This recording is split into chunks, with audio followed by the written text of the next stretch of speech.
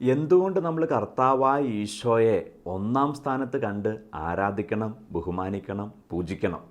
ദൈവത്തിന് സ്ഥാനം, ദൈവത്തിന് സമയം നമ്മുടെ ജീവിതത്തിൽ ഓരോ ദിവസവും നമ്മൾ കൊടുക്കണം. അതിന് കാരണം ഇത് ഈശോ തന്നെ പറയുവാണ്.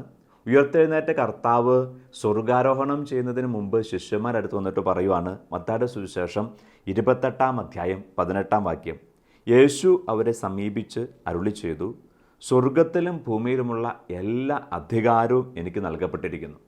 ഈശോ പറയുവാണ്, സ്വർഗത്തിലുള്ള ഭൂമിയിലുള്ള സകലത്തിൻ്റെ മേൽ അധികാരം ഈശോയ്ക്കുണ്ട് എന്ന് പറഞ്ഞാൽ രോഗത്തിൻ്റെ മേൽ അധികാരമുണ്ട്, പിശാചിൻ്റെ മേൽ അധികാരമുണ്ട്, പ്രപഞ്ചത്തിൻ്റെ മേൽ അധികാരമുണ്ട്. ഇതൊക്കെയാണ് ഈശോ തൻ്റെ പരസ്യ ജീവിത കാലഘട്ടത്തിൽ തെളിയിച്ചത്. ഇത് ചുമ്മാ പറയുക മാത്രമല്ല, ഈശോ ഇത് തെളിയിച്ച് കാണിച്ചു തരുവാണ്. അതാണ് അത്ഭുതങ്ങൾ. തളർവാദ രോഗിയെ എഴുന്നേൽപ്പിച്ചുകൊണ്ട്, അന്ധന് സൗഖ്യം നൽകിക്കൊണ്ട്, മരിച്ചവരെ പോലും ഉയർപ്പിച്ചുകൊണ്ട് ഈശോ തെളിയിച്ചെന്താ? ഈശോ തെളിയിച്ചതാണ്, എനിക്ക് ശരീരത്തിൻ്റെ മേൽ, രോഗത്തിൻ്റെ മേൽ, ജീവൻ്റെ മേൽ അധികാരമുണ്ട്. ഇനി പിശാച് ബാധിതരെ സുഖപ്പെടുത്തിക്കൊണ്ട്, പിശാചിനെ ബഹിഷ്കരിച്ചുകൊണ്ട് ഈശോ തെളിയിച്ചു, പാപത്തിൻ്റെ മേൽ, പിശാചിൻ്റെ മേൽ ഈശോയ്ക്ക് അധികാരമുണ്ട്. ഇനി വീണ്ടും കൊടുങ്കാറ്റിനെ ശാന്തമാക്കിക്കൊണ്ട്, പച്ചവെള്ളത്തെ ഒറ്റ നിമിഷം കൊണ്ട് വീഞ്ഞാക്കി മാറ്റിക്കൊണ്ട്, കടലിന് മീതെ നടന്നുകൊണ്ട് ഒക്കെ ഈശോ തെളിയിച്ചു, ഈ പ്രപഞ്ചത്തിൻ്റെ മേൽ ഈശോയ്ക്ക് അധികാരമുണ്ട്.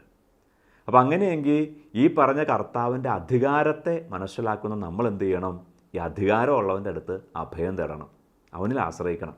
അതുകൊണ്ടാണ് കർത്താവിൽ ആശ്രയിക്കുന്ന ഒരാൾക്കും നിരാശപ്പെടേണ്ടി വരില്ല, ലജ്ജിക്കേണ്ടി വരില്ല എന്ന് ദൈവത്തിൻ്റെ വചനം സാക്ഷ്യപ്പെടുത്തുകയും അത് അനേകരുടെ ജീവിതത്തോടെ വെളിപ്പെടുകയും ചെയ്യുക. ഈശോ നമ്മെ അനുഗ്രഹിക്കട്ടെ. നമുക്ക് സർവശക്തനായ കർത്താവിൽ ആശ്രയിക്കാം. ഒപ്പം തന്നെ നമ്മളിത് ഏറ്റുപറയുകയും ചെയ്യുക. കർത്താവിന് സകലത്തിനും അധികാരമുണ്ട്. അതുകൊണ്ട് ഞാൻ ഭയപ്പെടില്ല. എന്തിനെ ഭയപ്പെടില്ല? ഞാൻ പാപത്തെ ഭയപ്പെടില്ല, ഞാൻ പിശാചിനെ ഭയപ്പെടില്ല, മറിച്ച് ഞാൻ ഈശോയോട് ചേർന്ന് നിൽക്കും. ഈശോ നമ്മെ അനുഗ്രഹിക്കട്ടെ.